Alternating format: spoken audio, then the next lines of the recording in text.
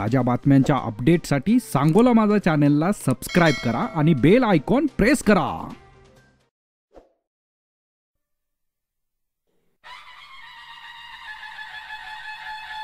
अहिल्याबाई होळकर म्हणजे 300 वर्षांपूर्वी होऊन गेलेली कर्तबगार राज्यकर्ती। माळवा प्रांतावर त्यांनी 28 वर्ष राज्य केलं।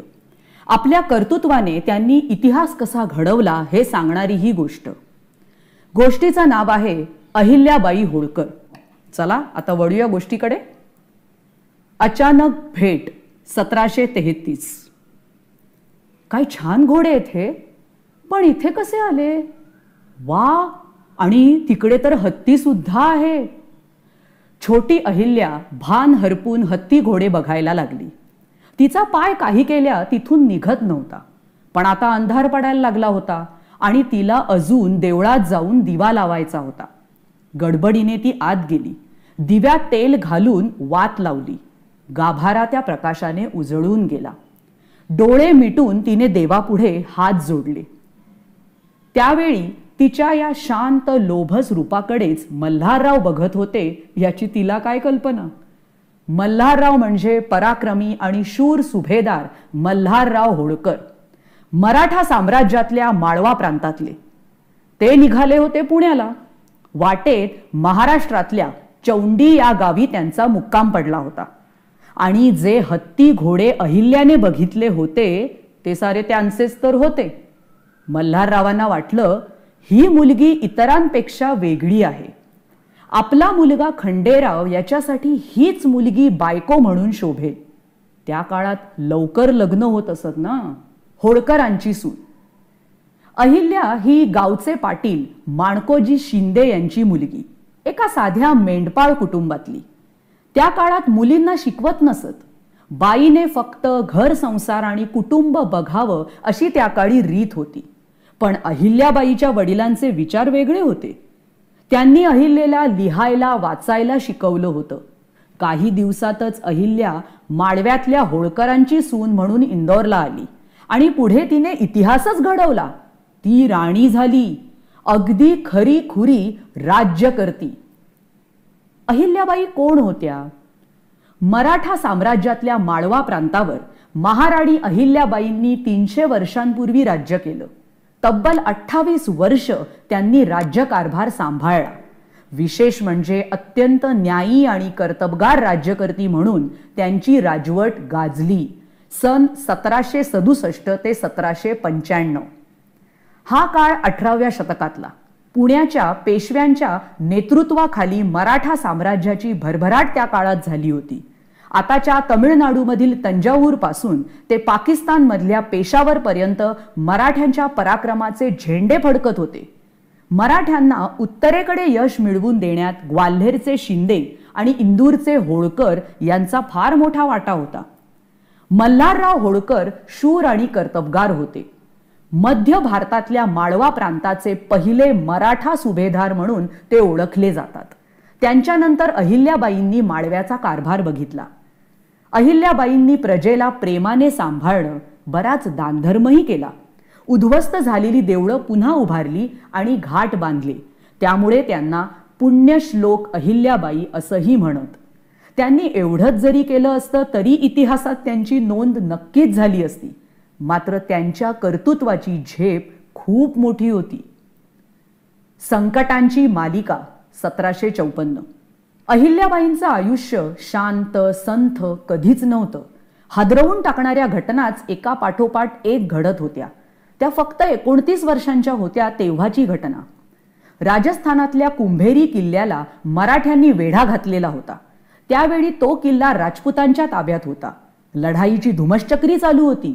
अहिल्याबाईंचे पती खंडेराव बेसावध होते। तेवढ्यात तोफेचा एक गोळा सणसणत आला आणि तो लागून खंडेराव कोसळले। त्यांचा मृत्यू म्हणजे कुटुंबावर मोठाच आघात होता। त्या काळातली एक दुष्ट प्रथा माहितीये तुम्हाला? पती मरण पावल्यावर पत्नीने त्याच्या जळत्या चितेत उडी घ्यायची आणि सती जायचं। म्हणजे जिवंत असतानाच स्वतःला जाळून घ्यायचं। कारण पती जिवंत नसेल तर पत्नीनेही जगायचं नाही, अशी चुकीची प्रथा होती त्या काळी। भारतामध्ये आता सती प्रथेला बंदी आहे. अहिल्याबाई ही सती जायला निघाल्या. त्या काळात पुरुष एकापेक्षा अधिक लग्न करत. खंडेराव यांनाही 3 बायका होत्या.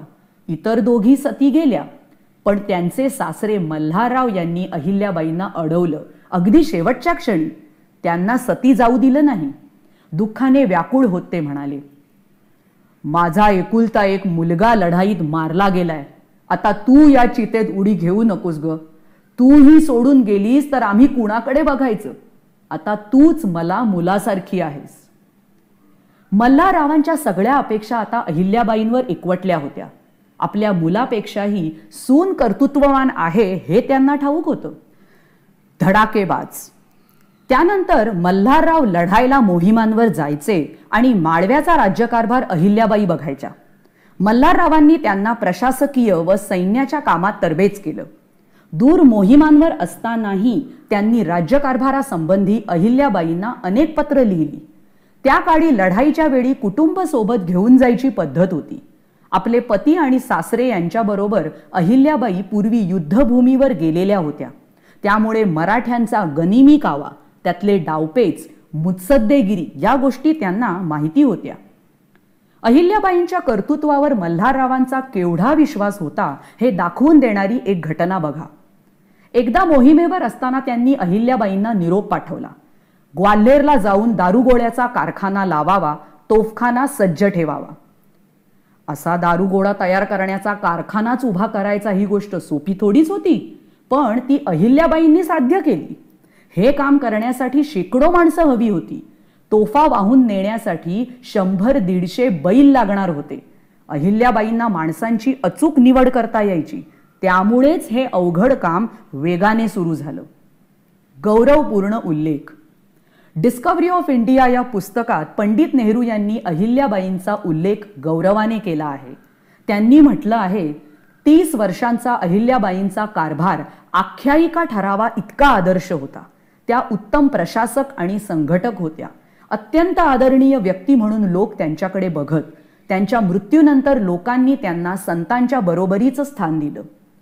जॉन के या ब्रिटिश इतिहासकाराने त्यांना फिलॉसॉफर क्वीन म्हणजेच तत्वचिंतक राणी असं म्हटलं आहे. जॉन माल्कम हे मध्य भारतातले ब्रिटिश अधिकारी तर अहिल्याबाईंच्या कर्तृत्वाने दिपूनच गेलेले होते.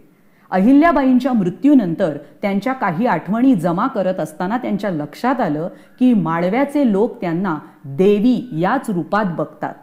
त्यांनी लिहिलं आहे, आतापर्यंत झालेल्या राज्यकर्त्यांमध्ये सर्वात सात्विक आणि आदर्श कोण असेल तर ही राणी. आता सुभेदार कोण होणार? खंडेराव गेल्यानंतर 15 वर्षांनी मल्हाररावांचा म्हणजे अहिल्याबाईंच्या सासऱ्यांचा मृत्यू झाला. पुण्याच्या पेशव्यांनी मग वारस म्हणून अहिल्याबाईंच्या मुलाला म्हणजे मालोजी याला सुभेदार केलं. तो 21 वर्षांचा होता. मात्र दैनंदिन राज्यकारभार अहिल्याबाईच सांभाळायच्या. दुर्दैवाने फक्त 9 महिने हा मुलगा सुभेदार म्हणून राहिला. मानसिक दृष्ट्या तो अस्थिर होता. या अवस्थेतच गावातल्या एका विणकराचा त्याच्या हातून मृत्यू झाला. अहिल्याबाई एवढ्या न्यायनिष्ठुर होत्या की त्यांनी या प्रकाराचीही निष्पक्षपणे चौकशी केली. त्यात त्या विणकराचा काही दोष नव्हता हे समोर आलं. मालोजीला खूप अपराधी वाटू लागलं. त्याची मानसिक अवस्था इतकी वाईट झाली की त्यातच त्याचा मृत्यू झाला. झळझळीत कर्तृत्व. मालोजीचा मृत्यू हा अतिशय अवघड आणि राज्याची विलक्षण कसोटी बघणारा प्रसंग होता.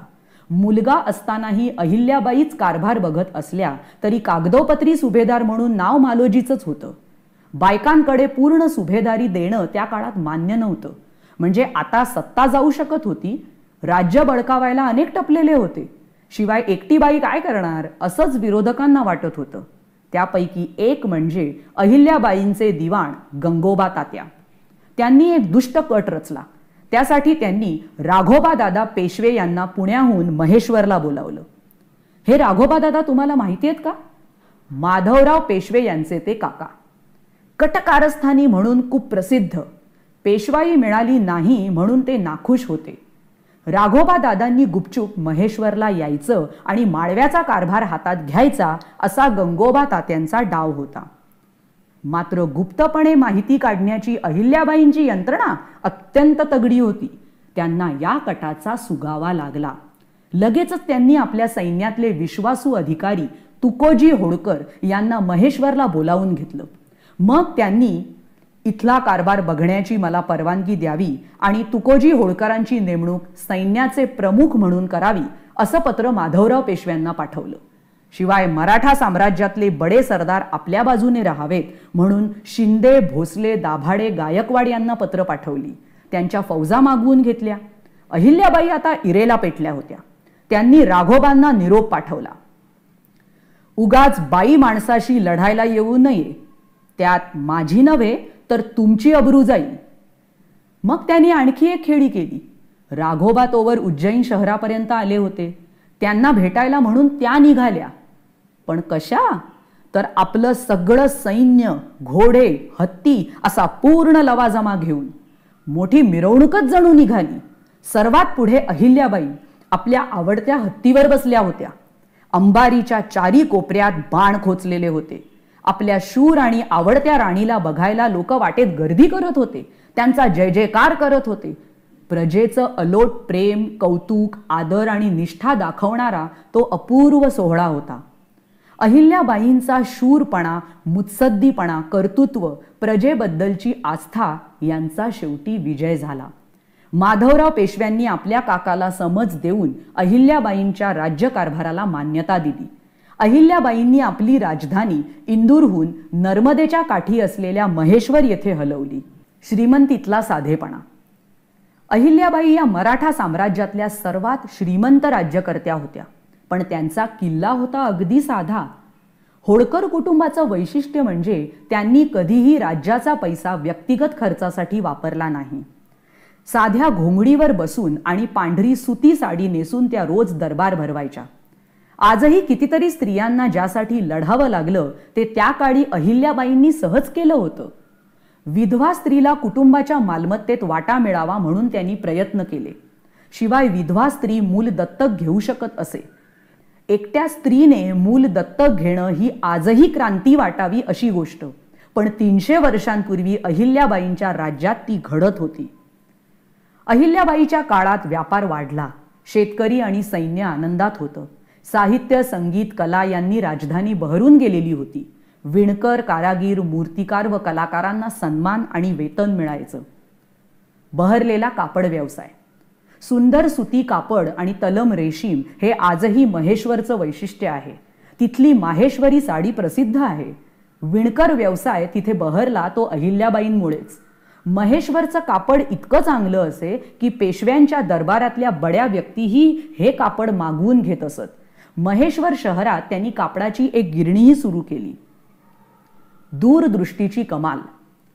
चांगल्या राजाचं आणखी एक लक्षण असतं ते म्हणजे दूरदृष्टी. अहिल्याबाईंची याबाबत कमाल होती.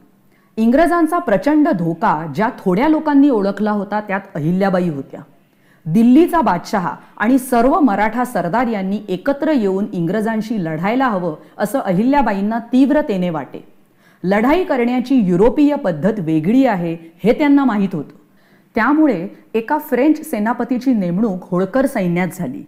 युरोपीय पद्धतीने प्रशिक्षण दिलेल्या 4 पलटणी त्याने तयार केल्या.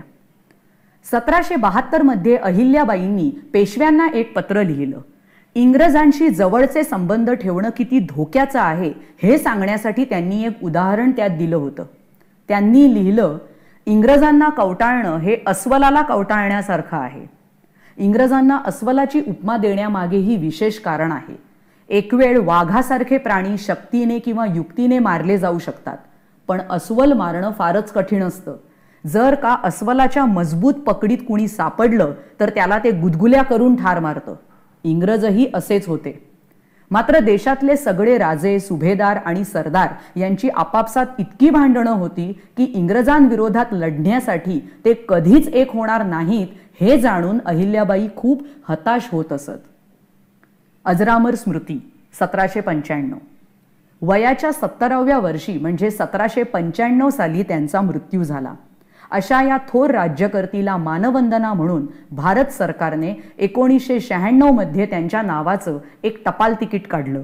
त्यांच्या स्मृतीप्रित्यर्थ इंदूरच्या विमानतळाला देवी अहिल्याबाई विमानतळ आणि इंदूर विद्यापीठाला देवी अहिल्या विश्वविद्यालय असं नाव देण्यात आलं. सार्वजनिक आयुष्यात चांगलं काम करणाऱ्या इंदोरची एक संस्था अहिल्याबाई होळकर पुरस्कार देते. लोकांसाठीच सर्व काही, स्वतःपेक्षा प्रजा महत्वाची हे सूत्र अहिल्याबाईंनी आयुष्यभर राखलं. त्यांच्या वाड्यावर कोरलेली ही वाक्य पुरेशी बोलकी आहेत. माझे कार्य प्रजेला सुखी करण्याचे आहे.